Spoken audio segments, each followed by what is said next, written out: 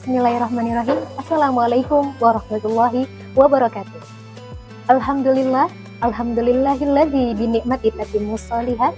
Asyhadu an la ilaha illallah wa asyhadu anna Muhammadan abduhu wa rasuluh la nabiyya ba'da amma ba'd.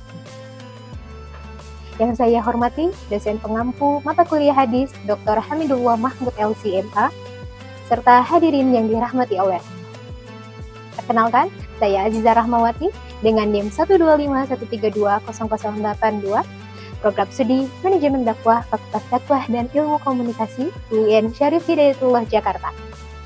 Pada video kali ini, saya akan membahas tentang hadis syarat doa terkabul yang ditujukan untuk memenuhi ujian akhir semester perkuliahan mata kuliah hadis. Sebelumnya, pembahasan video kali ini kita akan memfokuskan terhadap Quran Surat Al-Mu'minun ayat 51 dan Quran Surat Al-Baqarah ayat 172. Baiklah, sebelum kita melanjutkan pembahasan yang lebih lanjut, izinkan saya untuk menyampaikan redaksi hadis syarat doa terkabul. Bismillahirrahmanirrahim. Wa haddatsani Abu Quraib Muhammad bin Ala, haddatsana Abu Usama, haddatsana Fudail bin Marzuq, haddatsani Adi bin Sabit, an Nabi Hazim, an Abi Hurairah. Qala Rasulullah sallallahu alaihi wasallam, innallaha thayyibun la yaqbalu illa thayyiban. Wa innallaha amara al-mu'minin bima amara bihil mursalin. Faqala ya ayyuhar rusul kulu min thayyibati wa'malus sholihat inni bima ta'maluna. Wa qala ya ayyuhalladzina amanu kulu min thayyibati ma razaqnakum. Summa dzakara ar-rajula yutilus safar ash'asa akbar yamuddu yadayhi ila sama ya rabbi wa mat'amuhu haramun wa mashrabuhu haramun wa malbasuhu haramun wa ghudhiya bil haram fa anna yustajabu lidzalika. Rawahul Muslim. Arti hadis tersebut adalah telah menceritakan kepadaku Abu Quraib Muhammad bin Al-Ala, telah menceritakan kepada kami Abu Usama, telah menceritakan kepada kami Fudail bin Marzuq, telah menceritakan kepadaku Adi bin Abi Sabit dari Abu Hazim dari Abu Hurairah. Rasulullah Shallallahu Alaihi Wasallam bersabda, sesungguhnya Allah menyukai yang baik dan tidak akan menerima kecuali yang baik. Dan sesungguhnya Allah memerintahkan kepada orang beriman sebagaimana Ia memerintahkan kepada para rasul. Dan Allah berfirman, wahai para rasul, makanlah dari makanan yang baik-baik dan kerjakanlah amal soleh. Sungguhnya aku maha mengetahui apa yang kamu kerjakan. Dan Allah berfirman, wahai orang-orang yang beriman, makanlah dari makanan rezeki yang halal yang telah kami berikan kepada kamu. Selanjutnya, Rasulullah SAW menceritakan tentang kisah laki-laki yang sedang melakukan perjalanan jauh. Laki-laki itu mengadahkan kedua tangannya ke langit dan berdoa, wahai Tuhanku, wahai Tuhanku. Sementara makanan ia haram, minuman ia haram, pakaian haram, dan diberi makan dari sesuatu yang haram. Maka bagaimana mungkin doanya akan dikabulkan? Hadis riwayat Muslim. Dan yang dirahmati Allah, dalam hadis ini pertama-tama Rasulullah membacakan firman Allah yang berbunyi, ya ayyuhar rusul kulu min thayyibati wa'malus sholihat inni bima ta'maluna alim. Yang memiliki arti, wahai para rasul, makanlah dari makanan-makanan yang baik dan kerjakanlah kebajikan, sesungguhnya aku maha mengetahui apa yang kamu kerjakan. Ayat tersebut menjelaskan bahwasannya Allah memerintahkan kepada para rasul untuk memakan makanan yang thayyib dan melakukan amal soleh.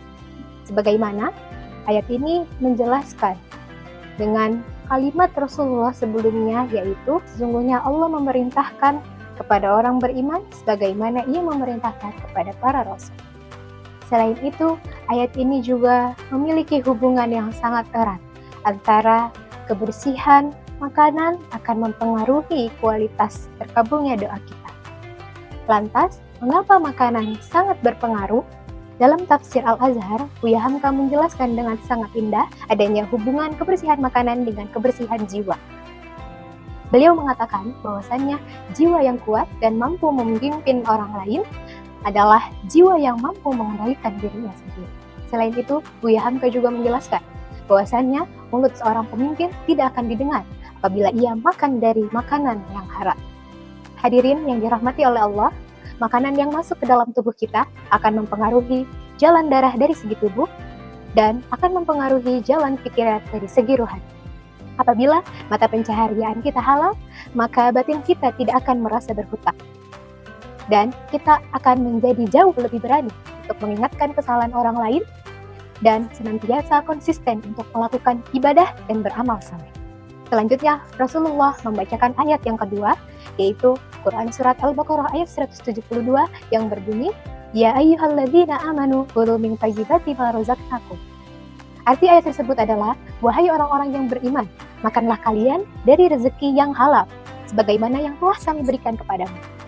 Jadi di dalam ayat ini, manusia diberi perintah untuk memakan makanan dari rezeki yang halal, sebagaimana perintah Allah terhadap Rasul-Nya.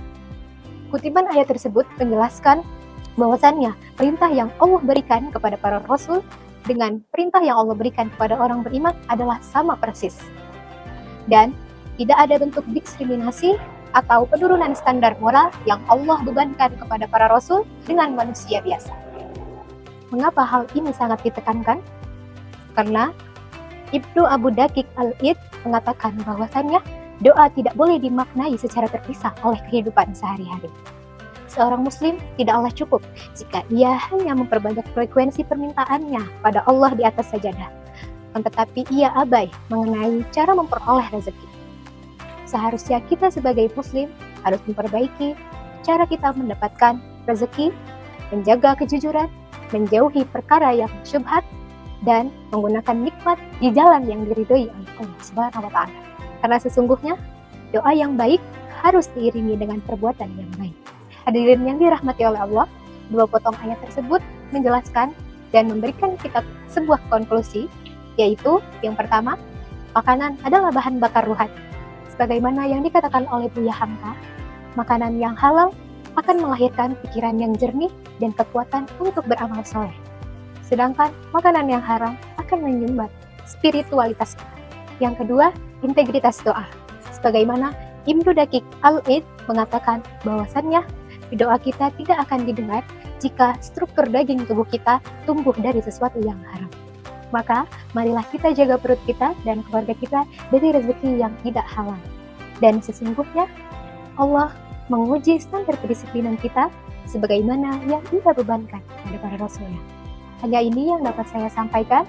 Semoga apa yang saya sampaikan dapat membawa manfaat bagi diri saya dan teman-teman semua. Kurang dan lebihnya mohon dimaafkan. Wabillahi taufiq wal hidayah. Wassalamualaikum warahmatullahi wabarakatuh.